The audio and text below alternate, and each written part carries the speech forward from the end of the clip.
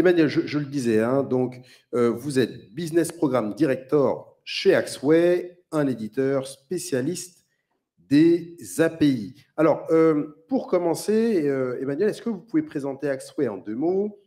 Et première question. Deuxième question dans la première question, pourquoi est-ce qu'on doit vous considérer comme un acteur indispensable de la souveraineté numérique? Alors, 2 mots, ça va être compliqué, je peux en dire 2. Allez, 4. Allez, français, écosystème, mais tu les as déjà dit, en fait, on est le premier éditeur français de Ouais. création d'écosystèmes. Nous avons, depuis 25 ans, commencé par créer les écosystèmes bancaires. Alors, à l'époque, tu sais, c'était relier les banques pour faire de la compensation, hein, c'était ça. Ouais. Et ça l'est encore. Aujourd'hui, chaque grand établissement bancaire voit passer à peu près 50 milliards de flux tous les jours avec nos produits. Donc, on a des produits qui sont très solides. Et aujourd'hui, bien entendu, comme tu le disais, c'est les API, c'est les créations d'écosystèmes beaucoup plus dynamiques et surtout ouverts à des nouveaux modèles business. On parlera de plateforme, on parlera de marketplace, enfin voilà, tous ces nouveaux termes qui engendrent des nouveaux business. Alors, tu me parles de confiance, de souveraineté. C'est le sujet depuis tout à l'heure. C'est ça. Hein. Quelle est votre place dedans, justement? Quelle place d'un Axway? Oui, il y a déjà un truc qui m'a... Parce que j'ai suivi avec grand intérêt cette conférence, qui était très bien. Et je me suis dit, mais retournons 3 ans en arrière, on n'aurait absolument pas eu le même discours. On voit des RSSI aujourd'hui qui vous tiennent des discours de protection des données, d'enjeux de souveraineté. Attention, il ne faut pas aller vers le cloud n'importe comment. Enfin, c'était juste l'opposé qu'on entendait il y a 3 ans. Et je trouve que c'est très sain. C'est-à-dire que y a les gens qui ont ouvert les yeux depuis 2 ans en disant ouais, en fait, on n'est pas au pays des bisounours, on n'est pas, oui, au pays des gentils. Il y a eu une crise sanitaire qui nous a profondément marqué avec notre incapacité industrielle à produire des choses importantes. On a aujourd'hui une crise militaire et les CEO, les CIO se posent aujourd'hui la question de savoir comment construire cet environnement de confiance, que ce soit un cloud, que ce soit autre chose. La réponse d'Axway, elle est simple. Construisons ensemble les environnements de confiance avec des briques que vous maîtrisez, des briques française. On est l'éditeur français de solutions d'intégration, donc il serait complètement hors de propos de choisir autre chose. C'est un petit peu comme, si tu veux, au niveau militaire, au niveau satellite, on se disait, tiens, on va construire le concurrent du GPS. On va construire Galileo et puis on va le faire avec des briques Google. Non, ça va pas là. Non, on prend des briques françaises, on fabrique des choses françaises et on est comme ça sûr d'une certaine sécurité, d'une certaine pérennité dans la souveraineté de ces données, de ces services. Voilà comment on l'entend. Comment Axway s'imbrique justement dans cette... Alors, vous n'êtes pas un acteur de sécurité, je le précise, hein, Axway n'est pas un acteur de sécurité, mais comment est-ce que Axway aujourd'hui s'imbrique dans tout ce qui tourne autour de la cybersécurité, pardon, et comment finalement vous apportez votre pierre à l'édifice et comment vous améliorez la protection des écosystèmes d'une part, et puis également des organisations?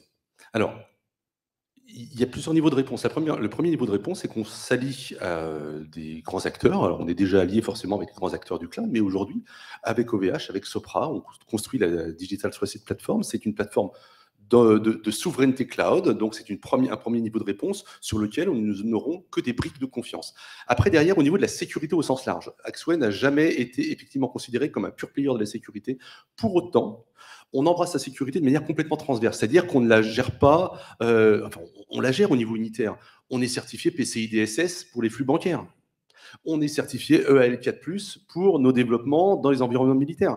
Mais on prend beaucoup de recul par rapport à tout ça et on dit la vraie brèche de sécurité, elles sont qu'aujourd'hui, un système d'information étendu, avec des API qui sont ouvertes un petit peu partout, peut avoir des brèches de sécurité qui sont simplement des ouvertures qui ne sont pas maîtrisées. Et nous, notre réponse, c'est de dire quoi?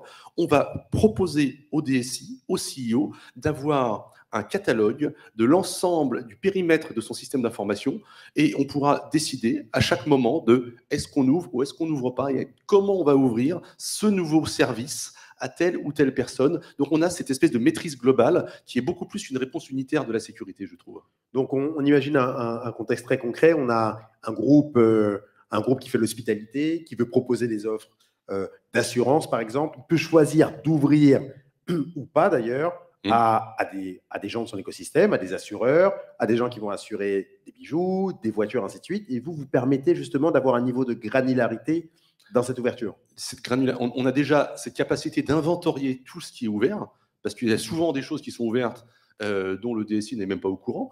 Et au-delà de l'inventarisation, on est capable de pousser des policies, des politiques de sécurité sur chacune de ces ouvertures pour dire effectivement, lui ou lui fait partie de l'écosystème, il a le droit de consommer, il a le droit de les consommer avec telle monétisation potentielle. Et là, on va toucher des sujets au-delà de la plateforme, hein, puisqu'on parle de marketplace, mais tout simplement de dire non, cette personne ou cette entreprise n'a pas le droit de consommer ces services. Point. Mais on a cette visibilité, on a cette maîtrise. En fait, on rend la maîtrise du système d'information au DSI.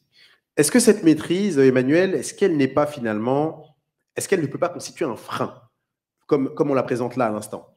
Alors, un frein à quoi? Si c'est Un frein à l'innovation. Alors, un frein à l'innovation, certainement pas. Parce qu'en fait, on apporte de la sécurité. La sécurité, il y a la confiance. Et c'est sur la confiance que l'innovation se fait aujourd'hui, à travers, justement, les marketplaces digitales. Aujourd'hui, pourquoi les gens, ils achètent chez Amazon? Parce qu'ils ont confiance à Amazon. Amazon, ça leur a coûté plusieurs centaines de milliards d'euros de créer cette confiance en remboursant les achats qui n'étaient pas satisfaits. Ben, nous, au niveau du digital, on fait exactement la même chose. On aide nos clients à créer la confiance avec la sécurité. Sans cette confiance, il n'y a pas d'innovation. Sans cette confiance, il n'y a pas de marketplace. Sans cette confiance, votre business il ne marche pas.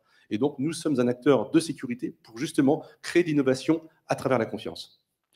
On arrive quasiment à la fin de cet entretien, Emmanuel. C'est rapide, hein? C'est très rapide. Quels sont les enjeux que vous percevez pour les prochaines années? Quelles sont pour vous les problématiques auxquelles les organisations seront confrontées dans les années? Les années, ça fait loin. Dans les mois et les toutes prochaines années. J'ai pas de boule de cristal, donc je te répondrai pas. Par contre, j'ai bien écouté, comme je te le disais tout à l'heure, la conférence. On a beaucoup parlé de métavers, on a beaucoup parlé des NFT. Et j'ai en tête quand même, parce qu'on a cité tout à l'heure JP Morgan. JP Morgan, c'est un fail. Les mecs, ils ont ouvert une agence bancaire dans le métaverse, ils ont été infoutus de vendre quelques produits bancaires que ce soit. Donc c'était juste une espèce d'espace vide. Pourquoi? Parce qu'ils n'avaient pas justement réfléchi à leurs problématiques d'intégration et d'ouverture du système d'information. Et qu'on parle aujourd'hui du métaverse, qu'on parle aujourd'hui justement de toutes les problématiques autour des nouvelles valeurs du digital qui sont portées par les NFT ou tout ce qui est crypto-asset, il va falloir penser à s'intégrer au système existant. Comment on s'intègre à ces systèmes existants? Bah, nous, on a une proposition de valeur très simple, hein.